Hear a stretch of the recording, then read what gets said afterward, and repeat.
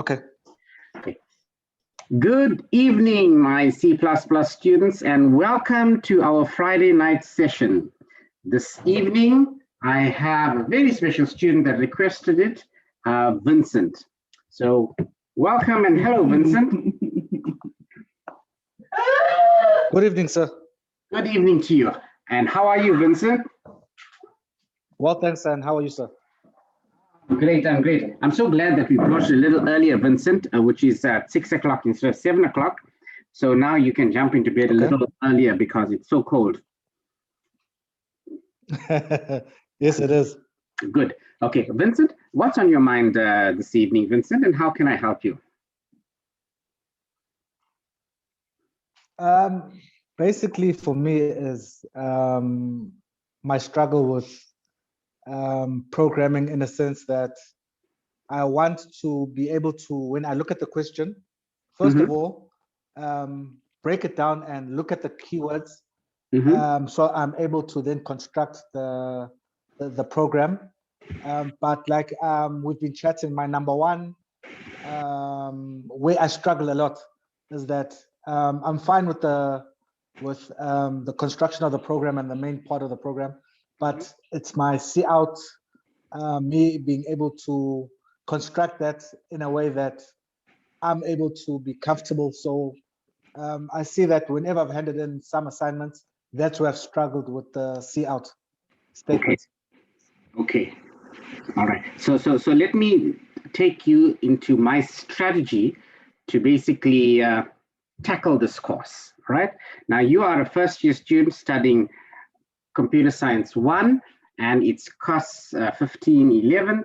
And the important objective out here is that you need to come out with the ability to look at a problem, determine what programming structures we need to include, and ultimately to solve it. Okay. Now you don't have to jump to that great extent where you say, hey, I need to work out an entire problem in 2 hours or 3 hours or whatever the exam time might be. So what would be a great guide? When I say a guide as to how and what you would, when I say determine what you need to work on, is a past year examination paper. And we are so lucky in that we have a past year paper in the official study. Let me share the screen with you and you will be able to see what I'm talking about. And that should be not just your strategy for our exam, but for, any other module for that matter, because that will give you an idea of what you need to concentrate on and how the paper is set. So when you told me right now you have a problem and you don't know how to get the output and what it is that you need to do, that's just one aspect of the of programming. So if I look at my past year paper, this was October, November 2019. You'll see, hey, Mrs. Buthelezi had set was the examiner, right? So if you look at it, it says this paper is out of 80 marks. They have question 1, which is complete the statements by providing only the missing words. So in this part of the question, it's in a way a theoretical aspect of tackling this course. So yes, you may not be able to answer the entire problem in one go, which is not, in terms of programming, we don't do that in the real world. You won't work alone, you'll be working with other people as well. So this paper it's 2 hours, right? In 2019, it was 2 hours. By the way, you can stop me whenever you want to, all right? So don't feel overwhelmed that you are having an issue about not being able to solve a computer program within a specified amount of time. This part of it, like let's look at question 1. It says complete the statements by providing only the missing words. The dash control structure in C++ makes use of a selector expression, which must be an ordinal data type. Now this you'll pick up by having knowledge of your theoretical lessons in the study guide. The next question, this is an arithmetic operator in C++ whose operands are always integer values, again 1 mark. The type of error that invariably causes a program to crash during execution is called what kind of an error? So if you had gone through your study guide, you will realize that there are three types of errors. And when I was talking about programming, I said there were logical errors, there were errors in syntax, and there were errors in runtime. So if you have an understanding of those theoretical concepts, you should be able to have answered question 1 for 5 marks. Let's look at the next one. It says the values provided in a function are called what kind of parameters? This is also from a theoretical perspective on functions. If you looked at question assignment 2, they were actually lacking functions. They didn't have much questions on it. But if you look at assignment 3, now they're talking about functions out there. And guess what? You needed to have covered that notes to have been able to answer this question. So to coming back to your question, Vincent, where you said you don't know where to start and what to do, looking at the past year question paper, October, November 2019, your one strategy should be, I need to know my theory behind my computer programming concepts and questions. Got it. Got it. Right. So I've given you one strategy now. So what you need to do is you need to look at lesson 2, lesson 3, and then work out what are arithmetic operators. What are some of the errors that can happen when a program is running and it crashes during execution? It doesn't crash beforehand. Let's just take this question to 1.3. The type of error that invariably causes the program to crash. When I say crash, let's just say it does not compile because of some error out there. So I'm going to give you an example of that. And this you'll only work out when you run a program. So let me just share this screen. I'm not sure if you can see the screen. It says, I'm just going to share screen. And I'm going to show you how your knowledge on your working of programs will be able to answer this. So here's a program that I had done. I don't know why I'm talking about SAA flight booking system. And in line number 7, I deliberately left something out. Vincent, you can check that out.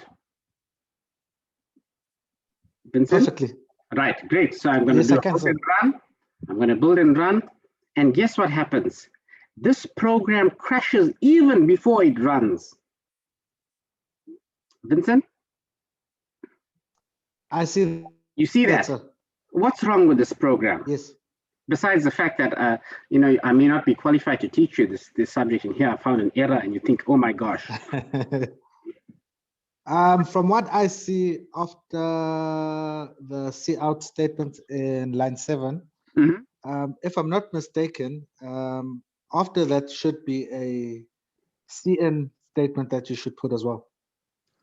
Okay, a CN, a CN. A CN. I need a terminator. I need a terminator. Oh yes, sorry. Right. So let's see that. Right. Okay. I know. Maybe it's a bit small out there, but there we go. Right. I'm using my cell phone. Sorry. Oh, yes. Okay. Okay. So there's a little bigger, right? There's a little bigger. Now that's an error in the way I wrote my program. If I look at the bottom of the screen, it says expected a semicolon before cout, before the cout in line number 8. Now that's one type of error. This is an error in the way I wrote my program. It's an error in syntax. So if I look back at my question, this is not the answer. The answer is not the type of error that crashes not during execution. This crashed before I ran the program. So that was an error in syntax. But if I am running my program and an error occurs that causes it to crash, for example, a very famous one is where I ran the program and somewhere along the line I'd had a division by 0. And division by 0 from mathematics, it says it's undefined. So that's when it crashes during the running of the program. Another word for running a program is to execute a program. Okay? Okay. Yes, sir. Okay. So I'm not giving you the answer now. You know I don't answer questions for you, right? But while yes, sir. Let me still talk about the theory behind programming. Now, let's say, for instance, you had told me that you wanted me to write a program By the way, Vincent, am I okay? My space, my speed, am I okay? Am I cool? I'm not too fast, too slow? No, you're fine, sir. Fine, okay. So let's just say, for instance, you asked me to write a program to calculate the sum of two numbers, which is 10 and 5. And I wrote a program that instead of giving me an answer of 15, I got an answer of 2. So this is not what you expected me to give you an answer. The program would not have any syntax errors. The program runs perfectly. It gives me an answer. But Vincent, is that what you wanted from me? Vincent? Go on, sir, I'm listening. Yes, is that what you wanted from me? You wanted me to add 2 variables, isn't it? But what did I do? I went and divided the 2 variables and I got an answer. So logically speaking, it's not what you wanted from me. So that's an error in the way I thought of my solution. So that's an error in logic. So if you know those 3 types of errors, a syntax error, a runtime error, and an error in logic, in the way I thought out the solution of the problem, then you'd be able to answer question 1.3. In question 1.2, if you know that the parameters that you can get are value parameters and reference parameters, then you could have answered question 1.4. So without having any knowledge of programming per se, in terms of writing out a program with program statements like C in and C out, which is what you asked me now in the beginning, you could have got 5 marks by just knowing the theory behind this course in computer science, which is COS1511 C++ programming. Okay, does that make you a little bit more confident in terms of answering a paper at the end of the year? Yes, sir. Right, let's look at question 2. Again, Dr. Phil says past behavior is a good indicator of future behavior. Right, so basically, sorry, just one more. Yeah. Sorry, sir, just one moment. The screen that you've shared, I can't see the. Oh, I'm sorry. Let me go share back. Sorry, let's go share back that. All right. So, right there we go. It's a past year exam paper, which you should have. All right, you should have that. Right. So there we go. That's question 1.3, 1.4. So let's look at question 2. Again, I'm telling you, past behavior is a good indicator of future behavior. I suspect at the end of this year, the lecturer would have a paper that's similar to this format, because she indicated and she included it in the My UNISA main website. So let's look at question 2. Again, don't jump the gun and think, oh, I'm feeling overwhelmed. I need to solve this entire program. What's going to happen? How am I going to get to it? Take baby steps and you'll get to that place, right? So in question 2, it's a true and false. Oh, this is too easy. So you've got a 50% chance of getting something right or wrong. So in question 2.1, the statements int dim2 correctly declares a 2-dimensional integer array. Here again, if you answered assignment 2, you would be able to determine whether this is indeed correct or incorrect. All right. So another strategy is to ensure that you know assignment 1, 2, and 3 in and out. That means you can answer those questions on your own without having to look at the study guide, without having to ask anybody, without having to look at the videos or whatever that's going on. Because let me tell you a little secret about us lecturers. We tend to take questions from past assignments and even from past exam papers. I hope this is not recording. Oops, it is recording. But don't worry. We stand by that, you know. I can tell you now, I can take a bet with you, Vincent, that 2-dimensional arrays must come out in this paper. 1-dimensional arrays must come out in the paper. Variable declarations and variable diagrams must come out in the paper. So if you think of that as your objective, as your end result, what you need to get at and the process of getting to that, you'd be able to pass this exam. Okay. Vincent, you still there? Right. Okay, let's look at this. Yes, I'm listening, sir. Right, question 2, so it's true and false. In fact, you can guess some of these answers without even having knowledge of going through it, right? There it goes, a variable declaration in C++ is optional, meaning, do I need to declare a variable in C++? Or can I just use it without declaring it? The assignment operator is a binary operator. What is binary? Unary. Those are words. Now, if you don't understand what is binary, you won't be able to answer this question. This is from one of the lessons in the study guide. Here's this thing about the struct. The struct data structure can have members of different data types. Struct is one of the last lessons in your study guide, Vincent. The last lessons. And in a struct, if you attended one of my Zoom sessions, a struct is basically a data structure that looks like a record. It has a number of fields in there. So within a struct, you can have an integer, a float, a string, or even an array as a data type, right? So there, that would have already given you an indication of what the answer is. Let's go on to question 3 from 2019 paper. Here, the examiner is testing you on your ability to declare an integer, constant num with value 100. If you did any of the programs, if you looked at the study guide and they declare a constant value, you would have been able to answer question 3.1. So num is equal to 100. What kind of a variable that is? There you're getting your 1 mark. Can you see, Vincent, how we are adding up to get your pass mark in this examination? Yes, sir. There, right. Let's look at 3.2. 3.2, they're talking about strings. Now you'll notice the way this exam paper has been structured. Ma'am is not saying, lesson 1, I'm going to be testing you on hello world, hello, my name is, right? Lesson 2, she's not telling you that. She spoke, the exam tested you on Structs, and Structs was found right at the end of the study guide. So basically, you need to have an overall knowledge of what's going on. And in order to do that, Vincent, you will have to go through each lesson per se. You'll have to go through each assignment. You'll have to go through all the solutions of the assignment so that you will have an overall broad knowledge of what's going on. And remember, this exam is 2 hours.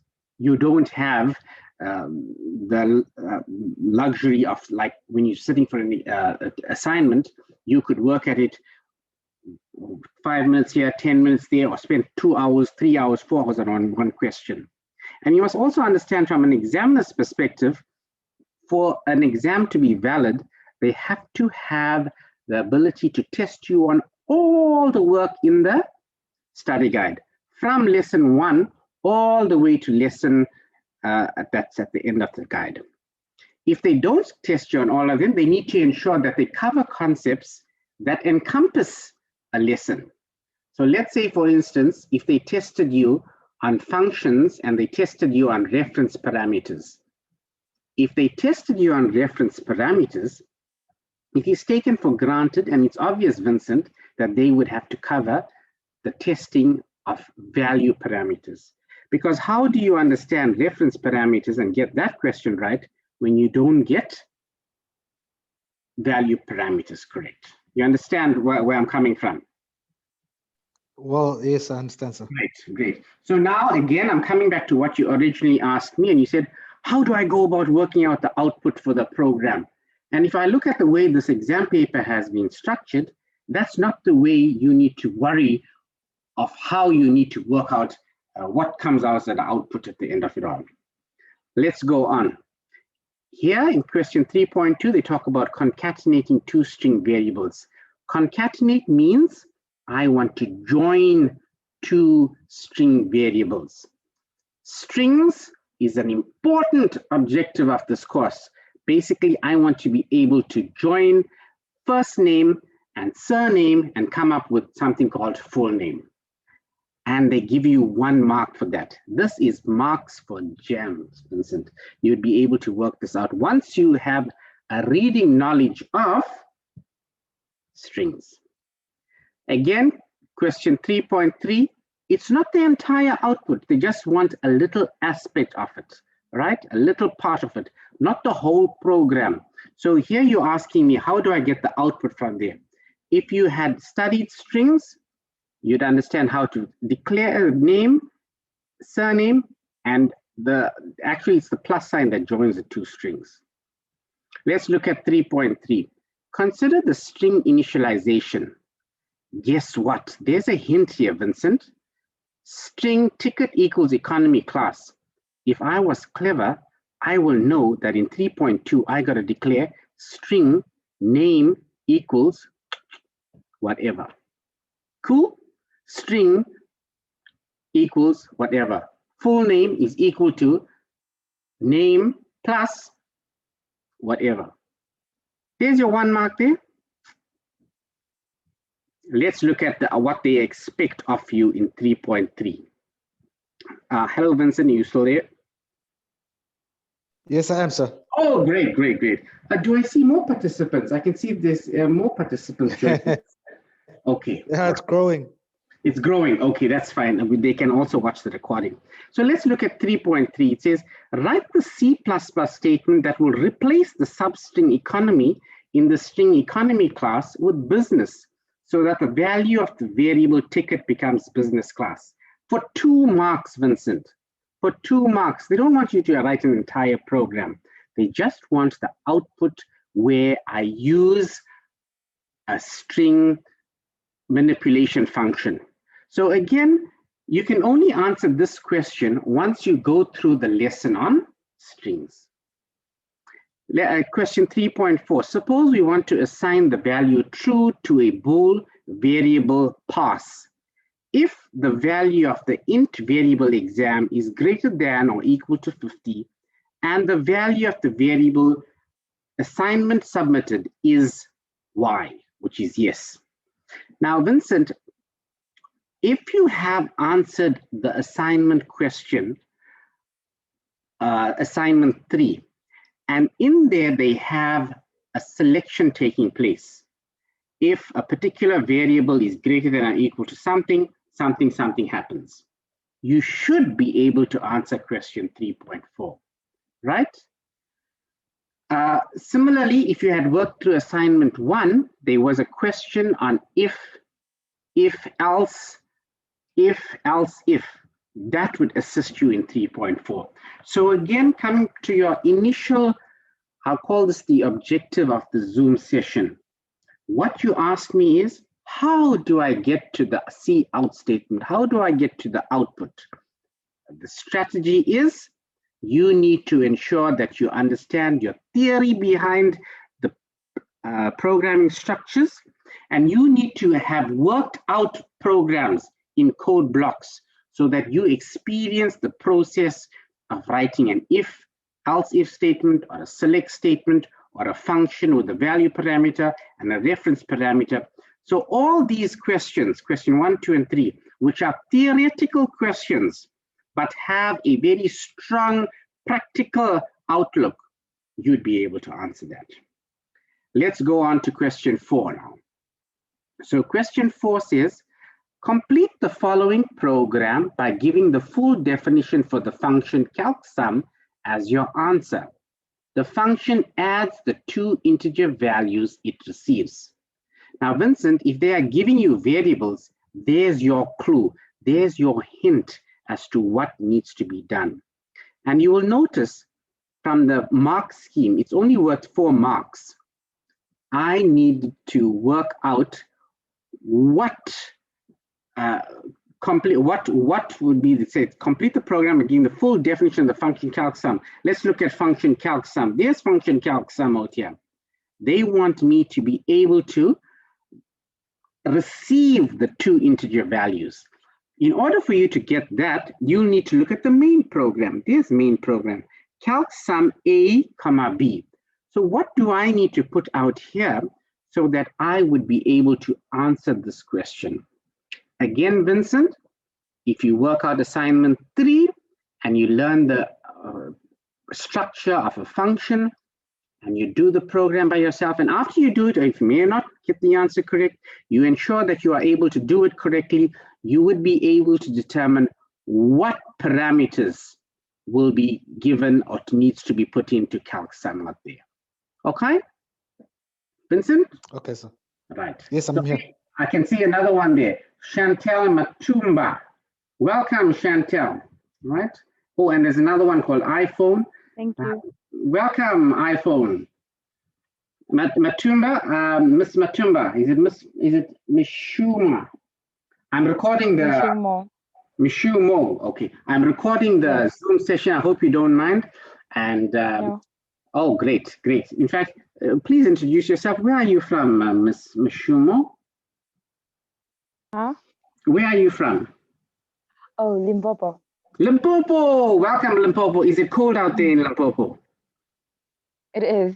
Oh, same here in Durban. Vincent, you are in Pietermaritzburg. Is it cold out there? Hey, it's too cold, sir. Right, don't worry, we'll finish at 7 o'clock so that you can go and jump into bed, right? Okay. So, Ms. Matuma, the question that Vincent had asked me was, one, if I could bring the C++ session a little earlier, and two, how does he go about getting the output of a program? And I told him not to worry, because the way the examiner set out a 2019 paper, you don't have to work an entire program in 2 hours. In fact, I don't think I'd be able to work out the entire program in 2 hours. All right? So don't stress. Let's go on in 4.2. 4.2 again, can you see these are snippets of code, Vincent? Right? I see that now. You see that now, yes. So the snippet of code says, suppose the following C5, C++ instructions occur in a program, what will be the output displayed on the screen? Now, if you look very carefully, it's got y minus minus. This refers to the ability of the variable to decrease, right? Now, if you do not know that, you wouldn't be able to answer this part. If you look at the next one, it says x is equal to y plus plus. If you do not know what that notation means, you would not be able to generate the answer. This question, Vincent, is worth 2 marks. And for you to be able to work out the output for that, you'll need to, one, do a little variable diagram. All right. Now, if I wanted to, I could have written a program to do that in code blocks. So maybe I should do that, right? I'm talking all the time. I needed to find out what the answer is. So int, it says int x, and then it's got int y. Vincent, I'll share my screen just now. And then it's got y minus minus. And then it's got x is equal to y plus plus. And then it's got C out x. Right. So Vincent, I'm going to share the screen. So you would have seen the right. So Vincent, this was the exam question, right, that they had. Now, with you won't have the luxury of having code blocks for you to work out the answer. I'm lucky I got it here, right? So let me run this program, build and run. And if I build and run, it gives me the answer that x is 112. So what happened in this case, Vincent? It decreased. Correct. Y was initially in line number 8, it was 113. Wait a minute. And then it decreased and then it increased in line number 9, right? X is equal to y plus plus, but I ultimately only wanted the value of x. Okay, so this is what is expected of you in the exam. Like I said, unfortunately, in the exam, you won't have the compiler with you. So let me go back and share that screen to look at it. So Vincent, are you getting the picture of how and what is expected of you in this exam? Yes, sir. It's just that one was dealing with assignments, and obviously with the assignment, it's more practical based. But now I see that one has an opportunity of with a good theory background and foundation, then yeah, one is able to pass the exam. Of course you can. Of course you can, right?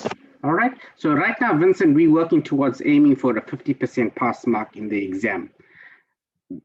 In a month's time, 2 months' time, maybe we'll look at 80, 90% in the exam. Okay. Let's be realistic as well.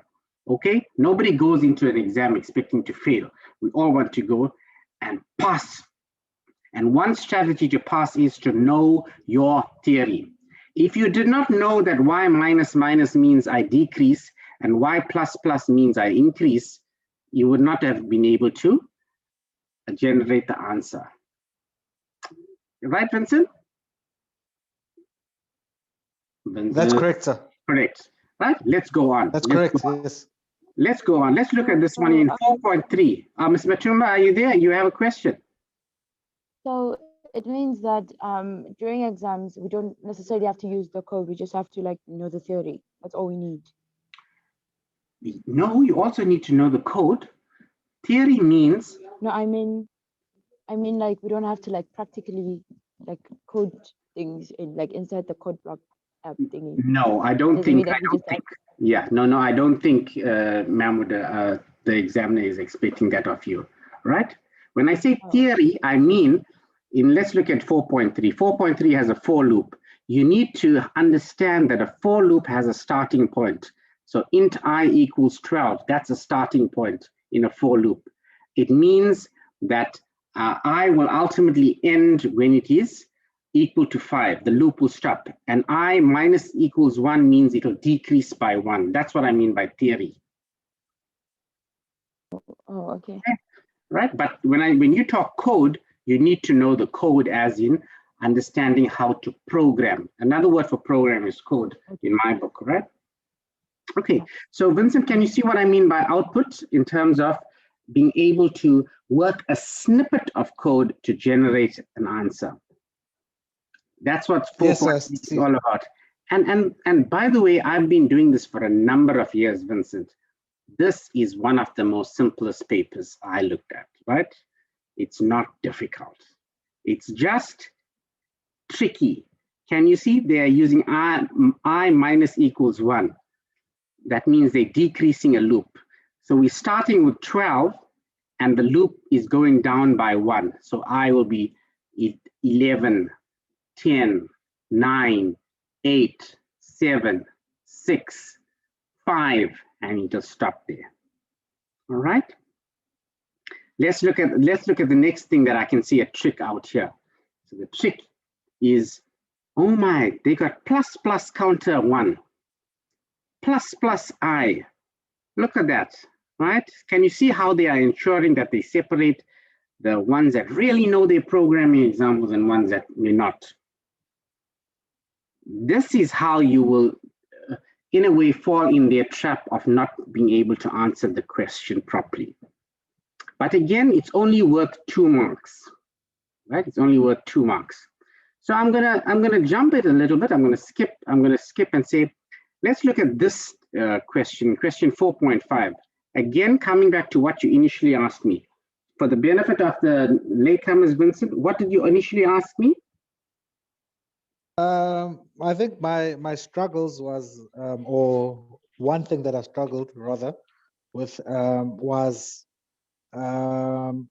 looking at a program and breaking a program down so that I'm able to, 1, understand what is needed.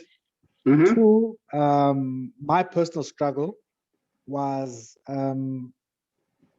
with the CR statement, actually devising how I'd actually go about writing that down, and then obviously the person actually saying it. Great, let's stop there now, right? Let's look at 4.5. So 4.5 is a typical, I'll call this a difficulty that you would experience at this point in time.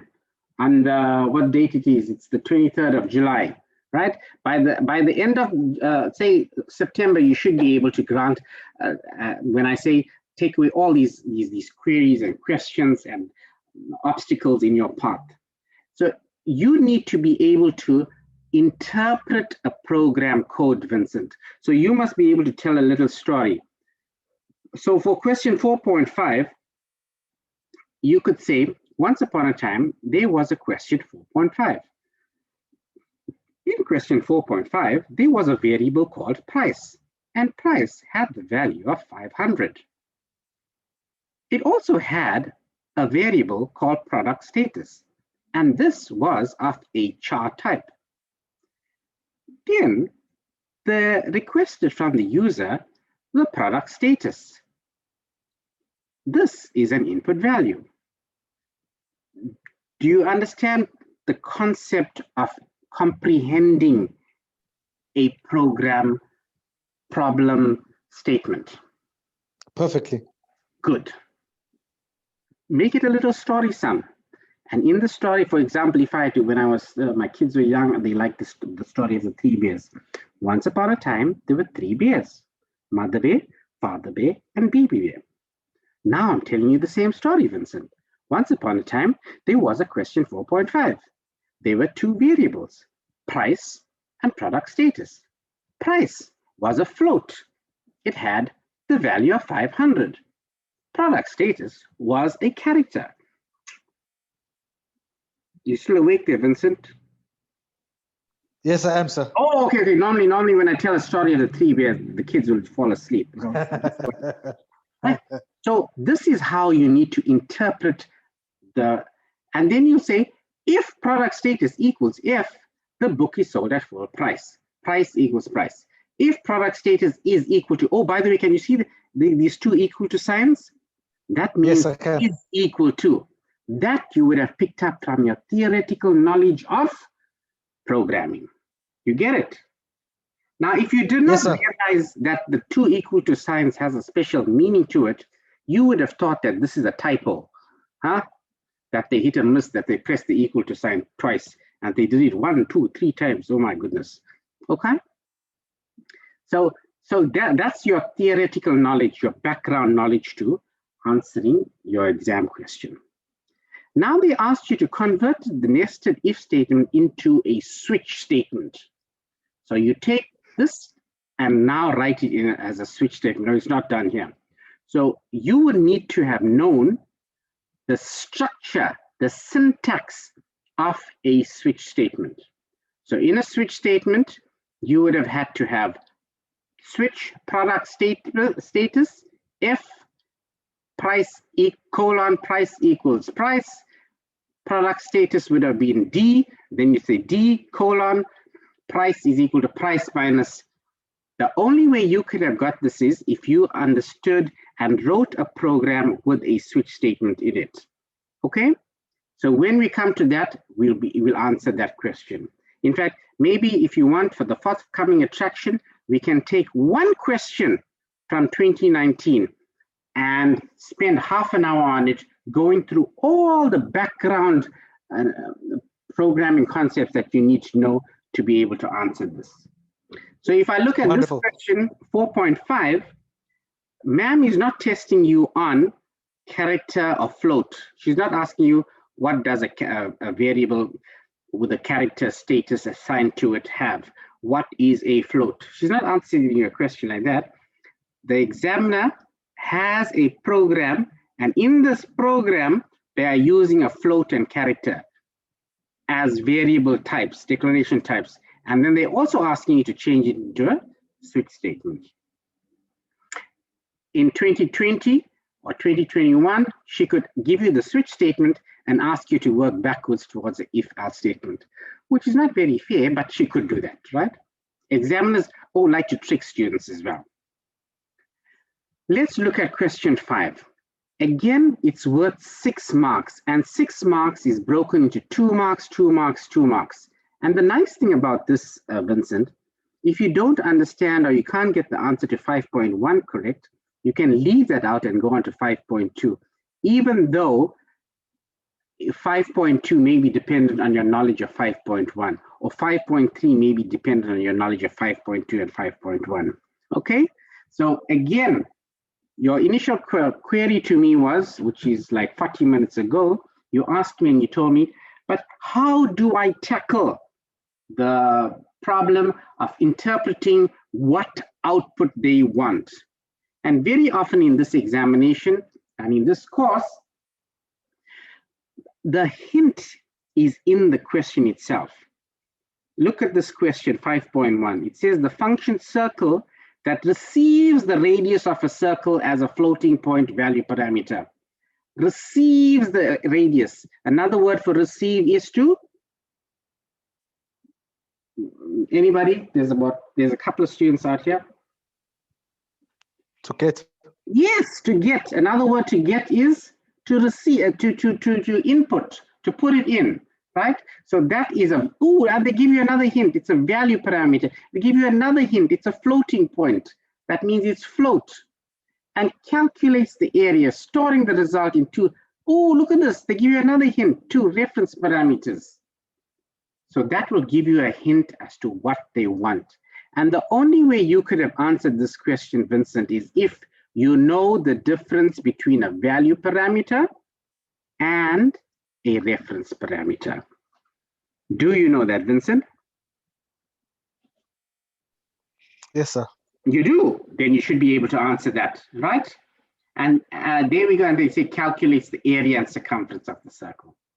Here's in the next question, the function counts spaces that returns the number of spaces in a string received as a parameter. Let's go on. Ooh, look at this one here. Draw variable diagrams for the program given below using input 20, 10, and 5. Now, if you paid attention to one of my previous virtual lessons, I did a variable diagram. And if you, were you there, Vincent, in one of those ones? I'm not too sure if I was. A variable diagram. Ms. Matuma? No.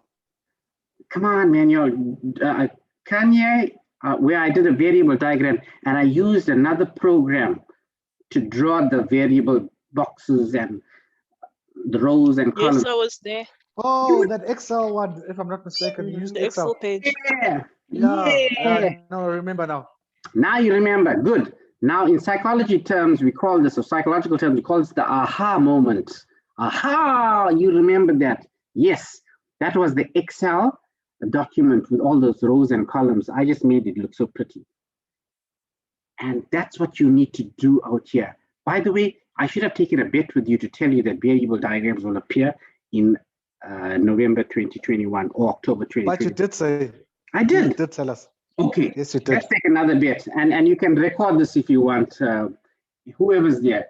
Kanye, Ms. Matumba, Vincent, whoever. I'm putting my earnings on the block. October, November exam 2021. Variable diagrams must come out. Vincent, if it doesn't come out, I'll pay your fees for COS1511. Okay. Right? And let me just remind you, I don't take a bet, I don't win. Huh? I'm just putting it. Like you said, sir, it is going to come out. It is. Now, can you, now if it does come out like this, yes, then how would, maybe next week Friday, maybe I think we should actually go through, because I did ask you. Yes, please. Yes, please. We can do this every Friday. No, I did ask you. Yeah. Yes. So this is for variable diagrams. Now again, Vincent, your question initially to me was, how do you determine the output? I've given you another strategy to tackle this. In order to determine what the output is, you need to be able to draw a variable diagram. All right? Whether you're using, in my case, I use Excel because I like it to look nice and neat and pretty. You need to draw those little boxes. As in the study guide, you ultimately be able to come out with, hey, this is the answer to the question 6. And look at the marks, 8 marks, Vincent, 8 marks. All right. So would you have to break it down line by line by line? Yes, okay. Line by line by line. So your first box would be maybe starting from line 5. Line 5. Yes. Okay. Now Right. I get it a bit. Of course, not a bit, a byte. You get it a byte. That's a joke, computer joke. A bit is a 0 or 1. I got that. By the end of the year, well, listen to this joke, right? By the end of the year, you will get a megabyte. Yeah, I'm so happy I made a joke and my students laughed at it. When I tell my wife all my computer jokes, she doesn't ever get it. Huh? But anyway, that's but she's not computer literate like I am. But don't let her hear this. Shh. Okay. Right, let's go on. Right, let's look at question number 7. Now in question number 7, this is where it gets a little bit more complicated, Vincent. Now you'll realize in an examination, there's levels of testing. There was a guy called Bloom's, and they call it Bloom's taxonomy. So they said level 1, level 2, level 3, level 4, level 5, all that goes with it, right? So it basically increases in complexity in an examination. So level 7, question 7 is where you need to be able to, when I talk about getting to grips with understanding programming concepts and working out the program and writing out the variable declaration and writing out the cout statement, so I'm getting the answer. But by the end of the year, you should be able to answer a question like this. But again, break it up into small pieces of stuff to work with. It's like when you eat a sandwich, you don't put the whole sandwich into your mouth at one go, Vincent, do you? Or a burger? Sometimes. Ooh, no, man. Okay. A pizza. Let me take a pizza. Can you take a pizza and shove it down your mouth, Vincent? No. No. That's a no.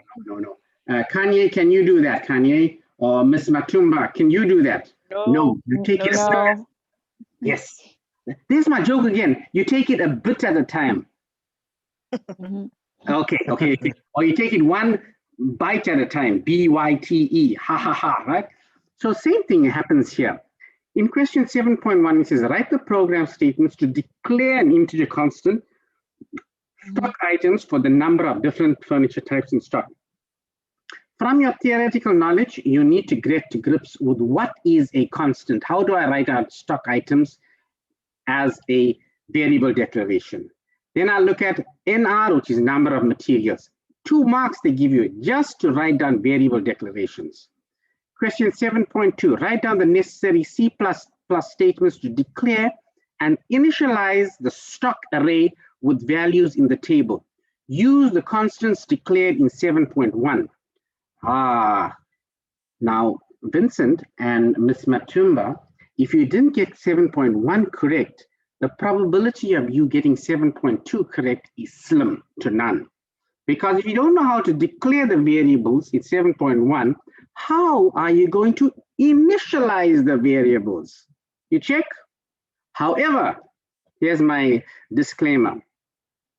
You can always try to answer 7.2 without knowing 7.1, right? But the chances of you getting those full marks are slim because if you don't know how to do their variable declaration, for you to initialize it would be problematic, all right? Right, while I'm here, what does initialize mean? By now, you should be able to answer a question like that. Initialize, if I say initialize a variable, what does that mean? To get.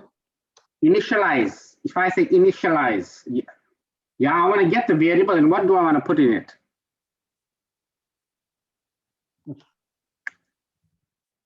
Yeah, okay, we'll have to work on that, right? Go ahead, Is it not to assign a value to it? Yay! Where's my clapping hands? Where's my reactions over here? Let me do this reactions because then they come out there. Yeah, clap. Can you see the screen? There's sure a clapping on it. No. Oh man, I got to learn how to do that in this Zoom thing. Yay! Initialize means I want to set the variable to a particular value. And very often, when I want to initialize a variable, I generally set it to 0. Okay, that's what initialize means. Then, can you see in 7.2, they also say use the constants declared in 7.1. So imagine if you didn't get the constant variable declaration in 7.1, how are you going to use it in 7.2? And again, Vincent, this examiner has made your life very easy. They've broken up this large program in question 7 into smaller, bite-sized chunks for you to work on, right? Here, oh, look at this, 7.3a. Vincent, if you read the whole question, you would have realized this is what they mean by initializing total items. Check it out, Vincent. Vincent. No, I see it, sir. You see it? Oh, okay, goody, goody, goody. So for the last 45 minutes, you've been listening to me. Okay, going on to 52 minutes. At least one brand new thing you learned today. What is initializing? Initializing, which Ms. Matumba has told us, is to set it to 0. Let's look at 7.3b. Write down the necessary C++ statements to calculate and display the total number of leather items in the shop. Do not write a complete program. Now, I've done programming for a number of years. I can guarantee you, again, take a bet if you want to, the computations that appear at a first-year level deals with counting, deals with calculating the total or the sum, deals with calculating the average, deals with calculating the maximum value, the minimum value, or to swap values around, right? Those are things that appear. One of them will appear. Maybe I should take a bet, right? Okay, but in this case, they want you to display the total number of leather furniture items in the shop. And again, they don't want a complete program, Vincent. They just want a snippet of code, because look at the mark scheme. It's 4 marks. By the way, this goes for any exam that you write. Always look at the mark scheme. That will give you an idea of how much of output you need to display, of how much of programming statements that you need to include. If you look at my additional resources, I gave you the past year papers, and I have the memorandums of some of those papers.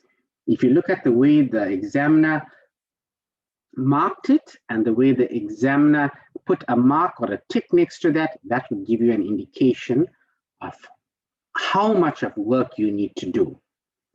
When you get your paper, if you look at it, 2 hours, which is 120 minutes, and you have 100 marks, that means you should be spending. Let me see how many marks is this paper. So 2 hours, you have a rough idea. It's 80 marks. That's 120 minutes.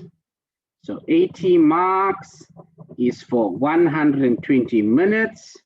1 mark is X, which is 80. X is 120. X is equal to 120 divided by 80, which is about 1 and 4 over 8, which is 1.5 minutes you basically should be spending, all right, per mark. So 1 mark, roughly a minute or so, a minute and a half, all right? That's how you need to work out your time.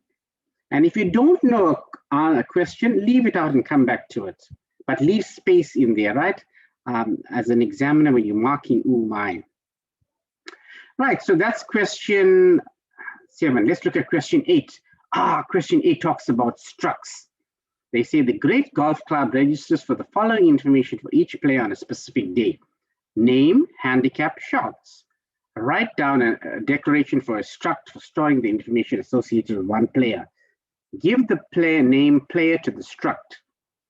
If you answered assignment 1, I think it was towards the end of the assignment, they talk about structs, you should be able to answer question 8.1.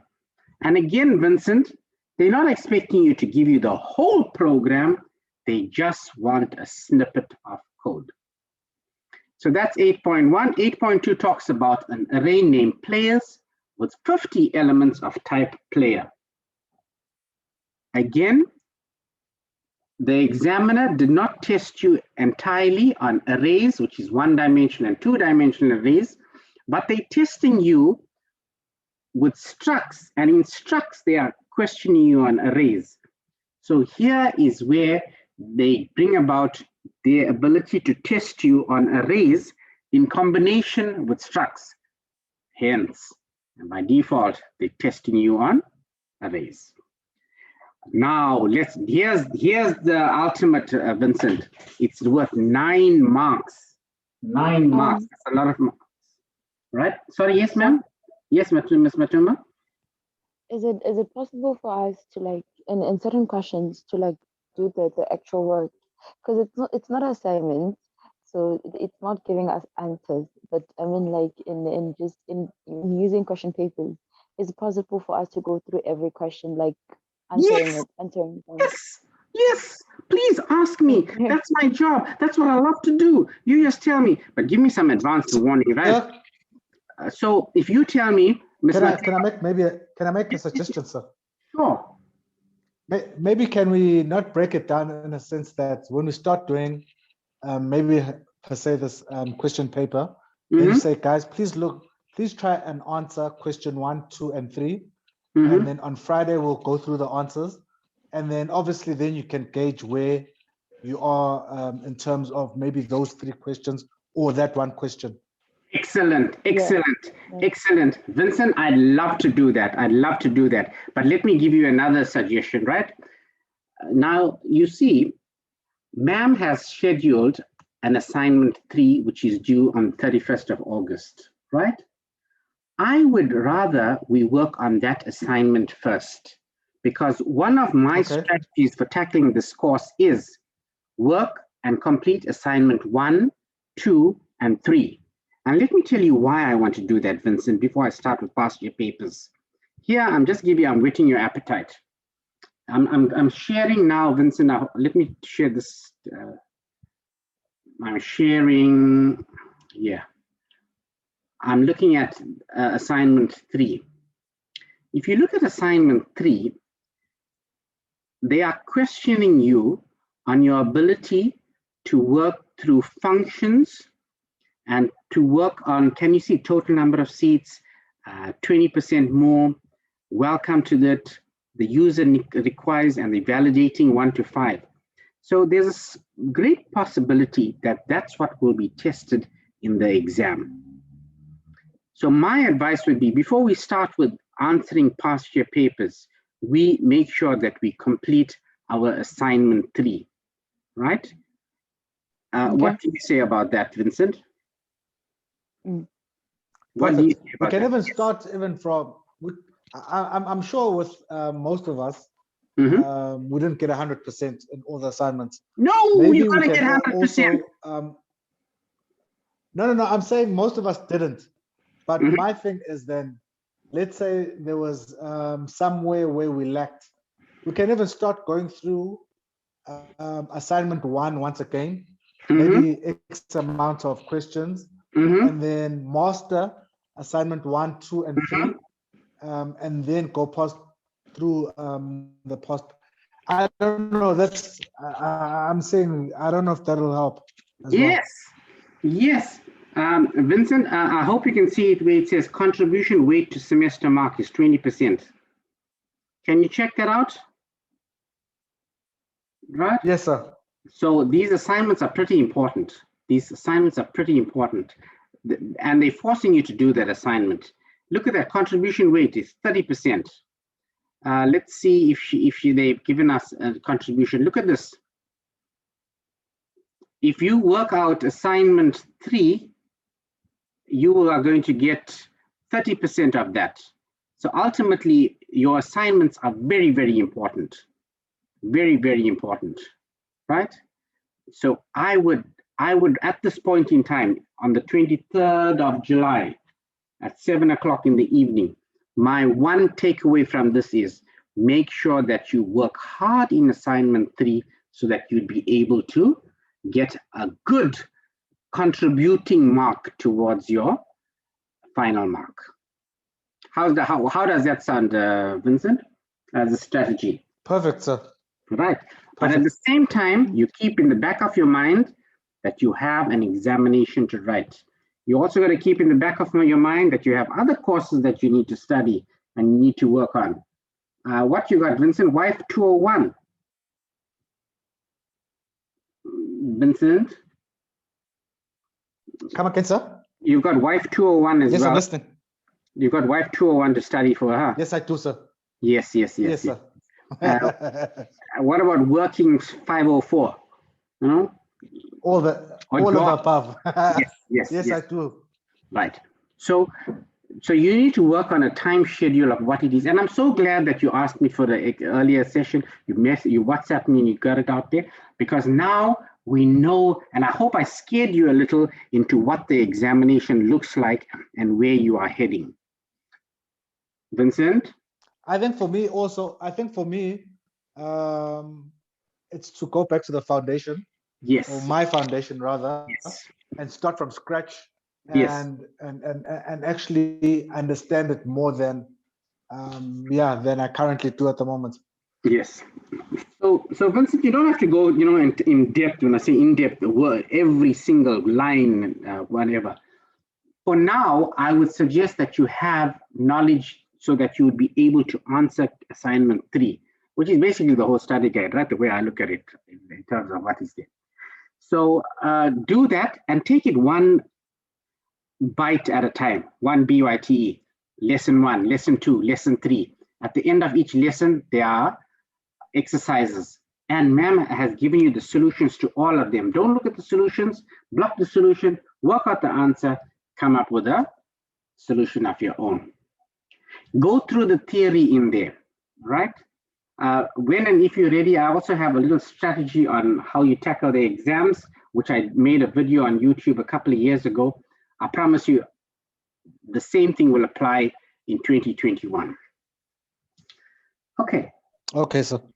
Right. So just to tie up the loose ends in terms of this, looking at assignment to in a way, not to scare you, but to bring you into reality as to what is expected of you in this exam in the final year, right? So if I look at the last question, hey, I'm great for time, man. It's now one. This is where you need to have been able to answer a question in its entirety. So if I look at question number 9, it's worth 6 marks. 6 marks. There's a whole lot of stuff here to do, and substring. And that's where you may have difficulty in question number 6 or question number 8, where you're looking at this question of 9 marks.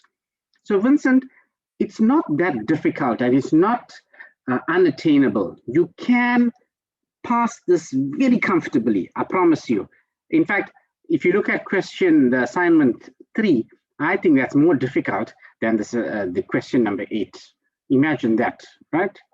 So it's the process that is involved in there. So if you can do something as difficult as assignment 3, the flight booking system, and you were able to do it by yourself and get it working within a reasonable amount of time, Vincent, you shouldn't have a problem with the final examination. That's my take on it. What do you have to say about that, Vincent? No, I hear what you're saying. You know what I'm saying? Yeah. Yes, sir. Okay, great. Ms. Matumba, any questions? Comments, queries? No, sir. No. Okay, all right. So my take from here is, please work on assignment 3. I'm not sure if you saw my little video on YouTube about the flight booking system. Have you? Yes. I'll check that out. Right, where I ask you for your name in the assignment, please enter your name. That you learned in lesson number 1 or lesson number 2, Vincent. So that's easy, right? And just be consistent. Do a little bit every day. It's like exercising your brain. Yes, sir. Okay. I'm giving you an opportunity. Ms. Matumba, Vincent? Yeah, I'm starting from Monday to Monday. Yeah. Yes, good. Any queries, any questions? Comments? For having us, sir. No, you're more than welcome. You're more than welcome. Thank you for having us. Oh, you're more than welcome. I think we need more of this. Yes, you just tell me. Even if you want to move the day Hopefully. to another day, I think maybe Friday, maybe the date night, or you're gonna go to the movies or something. Oh, wait a minute. We are still on curfew, so you can't go anywhere. Ha ha. No, I think No. well, for me personally, I don't know about everyone else. Mm-hmm. Friday suits me perfectly. Okay. So, like I said, I don't know about everyone else. Okay. I think Friday is good as well. Okay. Okay. I also think so because Legacy is from Monday to Thursday at 7 o'clock, and Friday we don't have one. Right. Okay. Oh, I shouldn't be recording that. Let me just stop the recording. Then the recording doesn't become too long, right? Let's just. But thank you very much, sir. No, you're more than welcome. I'm so glad you called and you asked me. And by the way, Ms. Matumba, you asked me the other day, right?